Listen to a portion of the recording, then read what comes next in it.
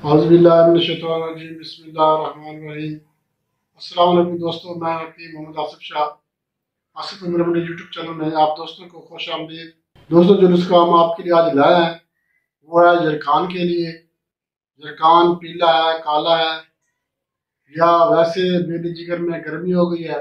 इसके लिए आज का नुस्खा बहुत ही ज़बरदस्त और कमाल का नुस्खा है। बहुत ही ज़बरदस्त किस्म की रेमेडी जो मैं आज आपके साथ शेयर करूंगा। दोस्तों, जरकान जो है बहुत ही जानलेवा किस्म का मर्ज है। ये एक वायरस होता है जो कि इंसान के अंदर प्रवेश पाता है और ये इसका जो इफेक्ट होता है, ये जो असरअंदाज होता है, ये सिर्फ लीवर पे असरअंदाज होता है, जिगर पे होता है।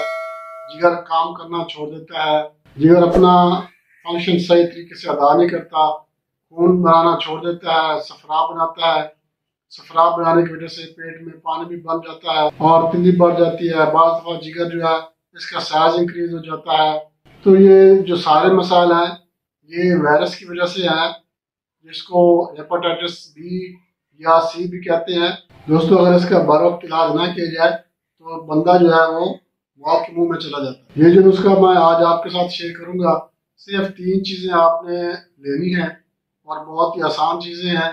इंशाल्लाह इनके इस्तेमाल करने से जरकान, चाहे जितना भी पुराना जरकान हो, साल का है, 2 साल का है, 5 साल का, जितना पुराना, 1 साल का है, 2 साल का, या जितना भी पुराने से पुराना जरकान का मसला है, इंशाल्लाह इस नुस्खे के इस्तेमाल से बिल्कुल हमेशा के लिए ख़त्म हो जाएगा।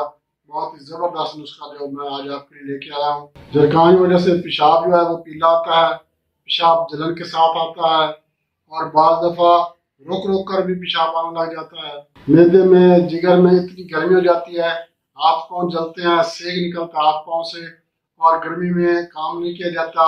2-4 कदम चलने से सांस चढ़ जाता है, जो कि ज़ोफ जिगर की एक अलामत है।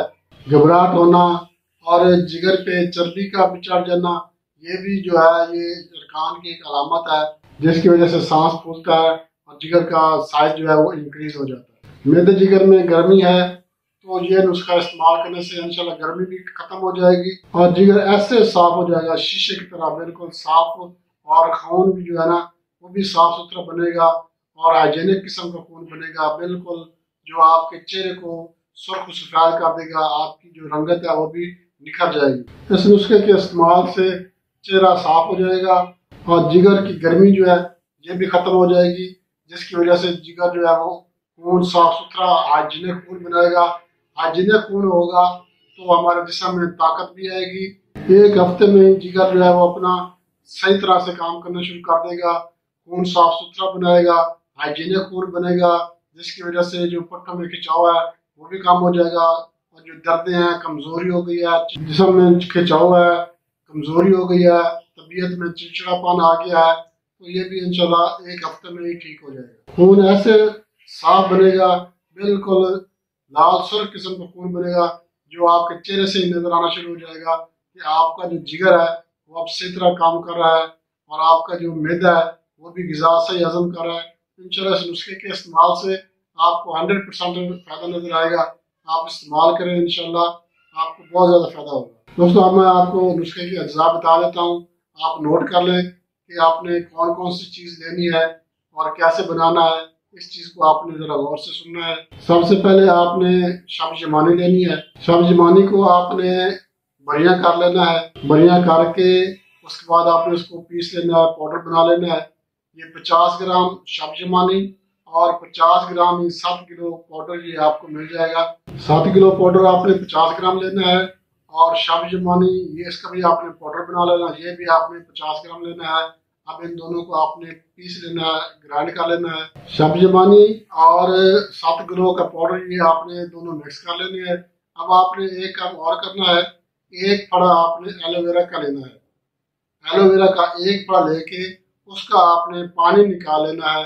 जितना भी पानी उसका निकल जाए, एक स्टॉक निकले या जितना भी, आपने उसका पानी निकाल के अब जो 2 चीज़ें आपने पहले से बना के रखी हुई हैं, सब्ज़-ए-मानी का पाउडर और 7 किलो का पाउडर, अब आपने थोड़ी थोड़ी जो एलोवेरा जेल है आपने इसमें थोड़ा थोड़ा वो पानी मिलाते रहना है और इसकी आपने एक बूंद सी बना लेनी है, लेई सी बना लेनी है।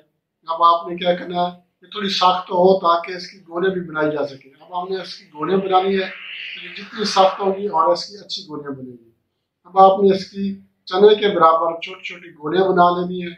जितनी भी गोलियां बन जाए, ये आपने गोलियां बना के अपने पास महफूज कर लेनी है। अब मैं आपको इसका तरीका बता देता हूँ, आपने इसको इस्तेमाल कैसे करना है। तरीका इस्तेमाल इसका ये है, आपने 2 गोलियां सुबह लस्सी के साथ ले लेनी है और 2 गोलियां शाम को, ये भी आपने लस्सी के साथ ले लेनी है।